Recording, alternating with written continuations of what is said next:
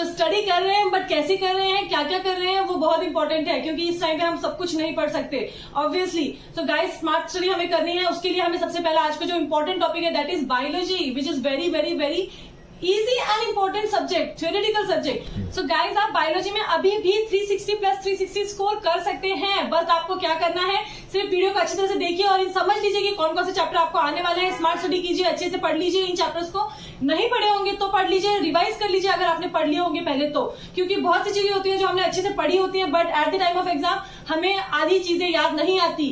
So guys stay tuned with the video, let's proceed. तो सबसे पहले हम डिस्कस करते हैं कि जब भी बायोलॉजी में से कोई क्वेश्चन आता है वो क्वेश्चन कभी भी चेंज होके नहीं आता। इसका मतलब है टॉपिक चेंज होके नहीं आता, मतलब टॉपिक कभी भी चेंज नहीं होगा। क्या चेंज होगा, क्वेश्चन का पैटर्न चेंज होगा।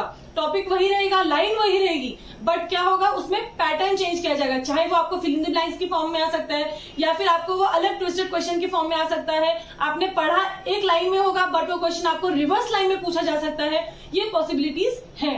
सो इसको आपको करना है अच्छी तरीके से, ध्यान देके अगर आपने पढ़ा है तो आप इसको जरूर क्रैक आउट कर सकते हैं। नेक्स्ट थिंग गाइस, जब हम प्रीवियस ईयर का कुछ एनालिसिस निकालते हैं तो उससे ऐसा सर्वे किया गया है कि एक एग्जाम जो नीट की होती है उसमें प्रीवियस ईयर के क्वेश्चंस अगर हम देखें तो वो आते हैं 6 to 7 questions. Okay guys, previous year के क्वेश्चन जो होते हैं उसमें से 6 to 7 क्वेश्चंस मोस्टली पूछे जाते हैं। उसके बाद नेक्स्ट आता है नॉलेज बेस्ड क्वेश्चंस। सो नॉलेज बेस्ड क्वेश्चन जो है वो 10 to 12 पूछे जाते हैं। So what is mean by knowledge based question, general knowledge के क्वेश्चन तो हमें बायोलॉजी में पूछे जाएंगे नहीं, ऑब्वियसली बायोलॉजी के ही पूछे जाएंगे।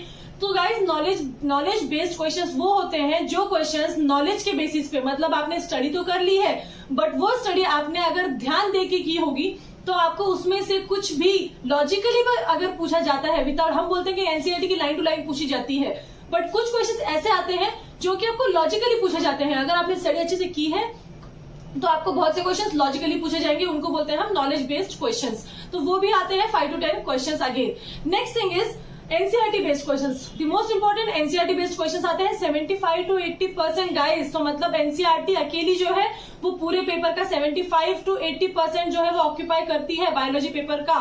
सो आपको फोकस करना है इन चीजों पे। तो इसका मतलब ये नहीं है कि प्रीवियस ईयर क्वेश्चन में से 7 to 8 क्वेश्चन ही आ रहे हैं, मतलब हमें प्रीवियस ईयर क्वेश्चन इतने सारे क्वेश्चन करने के बाद इतने ही क्वेश्चन आएंगे, तो ऐसा नहीं है गाइस उसमें एनसीईआरटी बेस्ड क्वेश्चंस भी इंक्लूडेड है। प्रीवियस ईयर क्वेश्चन पेपर्स में आपको प्रैक्टिस हो जाती है जब आप वो सॉल्व करते हैं और उसका एक आपको आइडिया मिल जाता है कि आपको टाइम मैनेजमेंट भी कितना रखना चाहिए वो।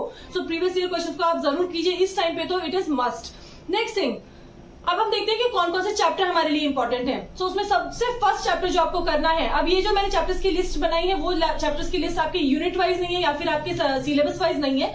ये जो लिस्ट है वो है आपको प्रायोरिटी किसको पहले देनी है या फिर जिसको आपको पहले कंप्लीट करना है, ऐसे चैप्टर से हम शुरुआत करते हैं। So first of all the most important chapter जो आपको सबसे पहले करना है that is cell cycle and cell division. Guys ये एक चैप्टर है जो आपका बहुत ज्यादा मार्किंग सिस्टम जो है कवर करता है पेपर में, बहुत ज्यादा वेटेज जो है वो इस चैप्टर को है। दूसरी बड़ी बात, इस चैप्टर को वेटेज तो ज्यादा है ही, उसके साथ ही ये जो चैप्टर है वो इजी भी है। ये चैप्टर अगर आप एक बार पढ़ लेते हैं, आपको मैं गारंटी देती हूँ कि आपको इसमें बहुत ज्यादा मार्क्स मिलेंगे और आपसे कुछ भी गलत नहीं होगा। आपको इस चैप्टर को बाय हार्ट कर लेना है, इसमें से ही क्वेश्चंस आएंगे। साइकिल एंड सेल डिवीजन, इसमें से आपके क्वेश्चन जो है वो बहुत ज्यादा कवर हो जाएंगे और इजी भी है, तो इसलिए आपसे वो क्वेश्चन जो है वो भूलने के चांसेस भी कम होते हैं, मतलब आपसे क्वेश्चन के आंसर्स गलत नहीं होंगे। सो सबसे पहले आप cell cycle and cell division की तरफ जाएंगे, उसको अच्छे से कंप्लीट कर लीजिए, do it. Next thing, cell cycle और सेल डिवीजन हम जब कर रहे हैं तो ये आपको जेनेटिक्स में भी हेल्प करता है, क्योंकि जेनेटिक्स में जीनोम में क्या नॉल है वहां पे भी सेल डिवीजन हेल्पफुल है। Next thing is gametogenesis, that is in human reproduction also, it is very useful. Next thing आपको नेक्स्ट चैप्टर करना है that is molecular basis of inheritance. Molecular basis of inheritance को कीजिए, उससे भी आपको help मिलेगी आपका बायोटेक सीखने में। अब मॉलिक्यूलर बेसिस ऑफ इनहेरिटेंस आप अच्छे से कर लेते हैं तो आपको आपका नेक्स्ट जो प्रायोरिटी देनी है वो देनी है बायोटेक्नोलॉजी को, क्योंकि मॉलिक्यूलर इनहेरिटेंस आपको आने के बाद बायोटेक्नोलॉजी आपको हार्ड नहीं लगेगा और वो बहुत ज्यादा वेटेज कैरी करता है। ऑफ कोर्स हर साल बायोटेक्नोलॉजी में से बहुत ज्यादा क्वेश्चंस पूछे जाते हैं। Next chapter that is human physiology. So human physiology जो है वो एक बेस्ट यूनिट है, आपको बहुत ज्यादा मार्क्स इसमें स्कोर करने को मिल सकते हैं, बहुत ज्यादा वेटेज इसे मिलता है। नेक्स्ट बायोमोलिक्यूल्स, अगेन बायोमोलिक्यूल्स बहुत ज्यादा इंपॉर्टेंट टॉपिक है, इसको आपको छोड़ना नहीं है।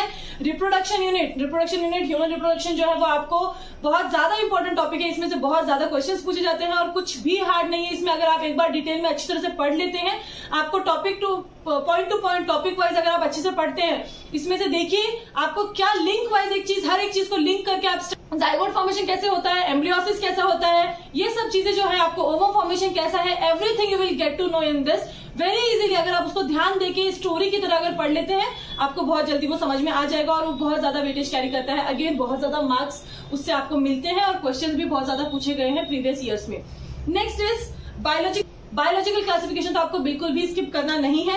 एनाटॉमी एंड मॉर्फोलॉजी, गाइस ये थोड़े बहुत चैप्टर्स है लेकिन ये बहुत ज्यादा इंपॉर्टेंट है। अगर आप बोलते हैं कि इनमें से भी मेरे कुछ नहीं हो रहे हैं, तो ऐसा नहीं हो सकता गाइस। अगर आपको 360 आउट ऑफ 360 लेना है बायोलॉजी में, तो you should do these chapters very well. Of course आपके 340 प्लस तो इजीली आ जाएंगे अगर आप अच्छे से ये चैप्टर्स करते हैं तो। I guarantee for that guys. Anatomy and physiology बहुत बहुत बहुत इंपॉर्टेंट चैप्टर है, आपको उसको अच्छी तरह से कर लेना। I am going to upload some of these biological chapters on this channel, so उनके बारे में जो लेक्चर्स होने वाले वो मैं कंडक्ट करने वाली हूँ इस चैनल पे। सो स्टे अपडेटेड और चैनल को सब्सक्राइब कर दीजिए और स्प्रेड कीजिए। आपके जो अपकमिंग स्टूडेंट्स होंगे, जो आप नीट के लिए प्रिपेयर कर रहे होंगे, जो 11th-12th में होंगे, उनको आपके कलीग्स को आप चैनल का लिंक जरूर शेयर कर दीजिएगा। Next thing, structural organisation very important. Again इस चैप्टर को भी आपको बहुत ज्यादा अच्छी तरह से बाहर कर लेना है गाइस, क्योंकि बहुत ज्यादा इसमें से मार्क्स आपको मिल जाते हैं, बहुत ज्यादा क्वेश्चंस इसमें से पूछे जाते हैं हर साल। Next thing is plant physiology unit, very very very important. Again plant physiology, human physiology, very important chapters. ये जो है ये यूनिट्स है, ह्यूमन रिप्रोडक्शन यूनिट है।